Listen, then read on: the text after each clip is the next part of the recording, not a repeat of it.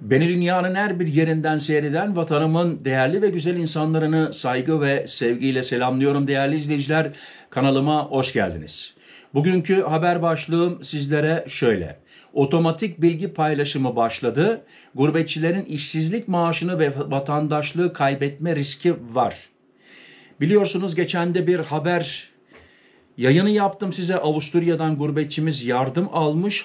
Türkiye'de varlığı olmasına resmen, evi, arsası, dükkanı olmasına resmen, parası olmasına resmen Avusturya ülkesinden finans yardımı almış ve bu tabii ki meydana çıktıktan sonra, öğrenildikten sonra ne oldu? Bütün aldığı yardım paralarını geri ödemesi lazım ve hatta faizinle.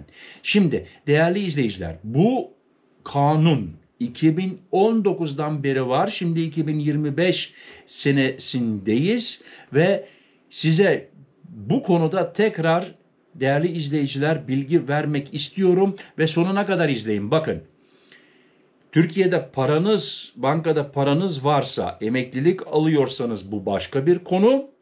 Türkiye'de eviniz, arsanız, daireniz varsa o bir konu. Yani Türkiye hepsini bildirmeye mecbur değil ama ufak bir aması var. Ona da geleceğiz, ufak bir aması var. Neden, ne zaman mecburlar bildirmeye, o konuya da geleceğim. Başta Almanya, Avusturya, Belçika, Hollanda ve Fransa olmak üzere, bakın yani bütün Avrupa ülkelerinde yaşayan 4 milyonu aşkın gurbetçinin Türkiye'deki varlıklarıyla ilgili bilgiler ilgili ülkelere gönderilmeye başladı. Gelir İdaresi Başkan Yardımcısı İdris Şenyurt, gurbetçilerin Türkiye'de sahip oldukları finansal varlıklarıyla ilgili hesap bilgilerini göndermeye başladıklarını, bu yılın sonuna kadar da sürecin devam edeceğini bildirdi. Değerli izleyiciler, şimdi teker teker hepsini bildirmiyorlar. Tabii ki vergi daireleri de soruyor. Mesela diyor ki İsviçre'deki Murat Bozdağ'ın Türkiye'de banka hesabı var mı? Bankada kaç parası var? Soruyorlar. Bunlar böyle soruyor. O zaman da Türkiye tabii ki mecbur bildirmeye.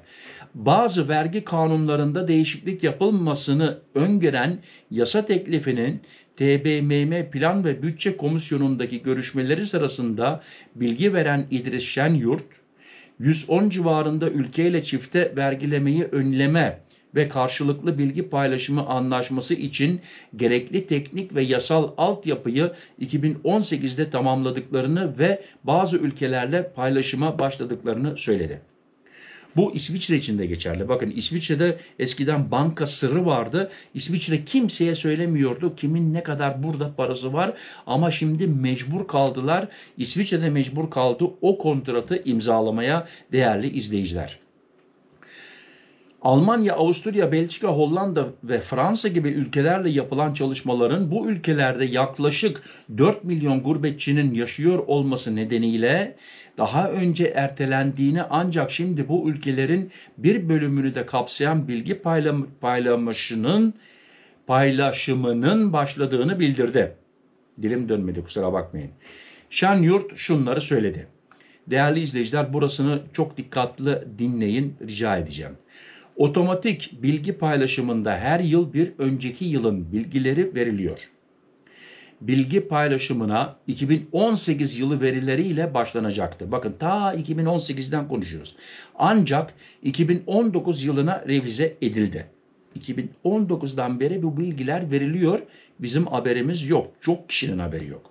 Şimdi bu ülkelerde yaşayan vatandaşlarımızın Türkiye'deki 2019'dan itibaren olan verilerini paylaşıyoruz. Bilgi değişimi kapsamında finansal kuruluşlardaki banka ve benzeri hesapların bakiyeleri bildiriliyor. Banka hesabında Türkiye'de aldığı emekli aylığı varsa onlar da bildirilecek. Yani emeklilik alıyorsan onları da bildirmeye mecbur. Ancak vatandaşlarımızın gayrimenkul bilgileri verilmeyecek. Doğru duydunuz.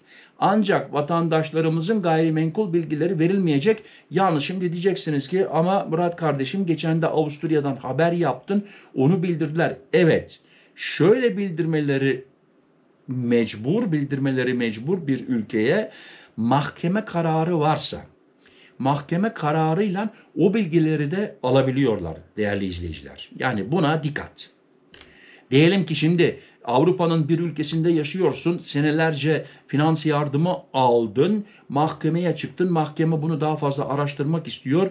Geldiğin ülkeden, Türkiye'dense tabii ki mahkeme kararıyla o bilgileri de alabiliyorlar. Yani buna dikkat.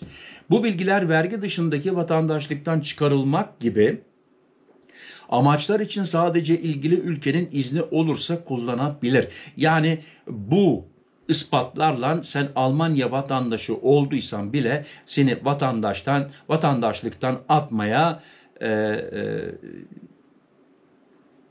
nasıl deniyor Türkçe? Atabilir yani vatandaşlıkta Almanya'dan senin Alman pasaportun, AB pasaportunu alabilir. Ondan sonra ayıkla pirincin taşını tekrar Türk vatandaşlığına geçmek zorunda kalırsın ondan sonra. Bir sürü iş yani. Ülke olarak şeffaf olmak zorundayız. Komisyonda bilgilerin gönderilmesiyle birlikte çok sayıda gurbetçinin yaşadığı ülkedeki işsizlik maaşının kesileceği, kimisinin de gerçek dışı beyan nedeniyle vatandaşlıktan çıkarılacağı uyarısı yapıldı. Doğru duydunuz.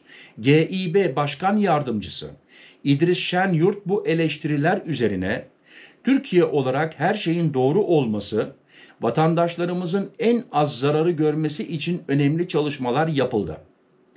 Ancak nihayetinde Türkiye'nin şeffaf olmayan bir ülke konumuna düşmesi hiçbir zaman istemeyeceğimiz bir durum.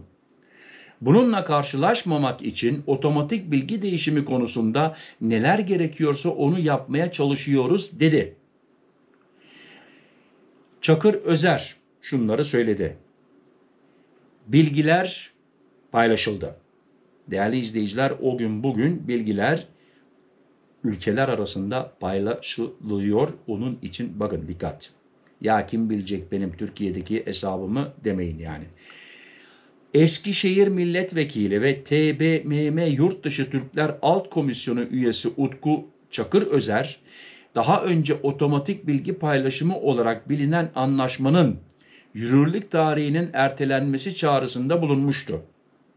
Yurt dışında yaşayan Türklerin anlama konusunda yeterince bilgilendirilmediğini belirten Çakır Özer, onun için bu videoları yapıyoruz değerli izleyiciler. Onun için bakın öğrenin.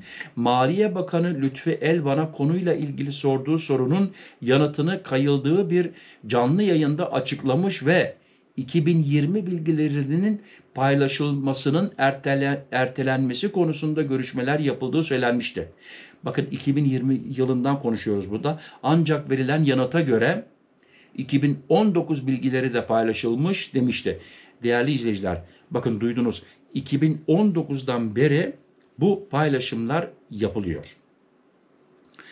Benim yaşadığım ülkede İsviçre'de şöyle, vergi dairesi anlarsa veyahut da şüphelenirse birisinden bakıyor. Bu adam diyor nereden geliyor? Türkiye'den geliyor ve Türkiye'ye buradaki vergi dairesi soruyor. Bu adamın Türkiye'de banka hesabı var mı?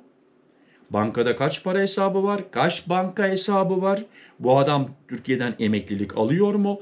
Ne kadar alıyor? Ve bunları öğrenebiliyor. Şimdi tekrar konuya geri dönüyorum. Gayrimenkul. Eviniz, arsanız, dükkanınız, tarlanız. Bunları bildirmeye mecbur değil. Mecbur, şöyle mecbur, orada ufak bir aması var demiştim. Tekrar söylüyorum, mahkeme kararından o bilgileri de alabilirler. Tabii ki Türkiye'de İsviçre'ye sorabiliyor, Almanya'ya sorabiliyor, bu adamın ne kadar parası var, neyi var, şeyi var. Bunları birbirine bildirmeleri mecbur değerli izleyiciler. Beni buraya kadar dinlediğiniz için teşekkür ederim, seyrettiğiniz için. Haberlerimi beğendiyseniz, biliyorum belki beğenmediğiniz olabilir ya. Çünkü hesabınız vardır. Haber hoşunuza gitmemiştir.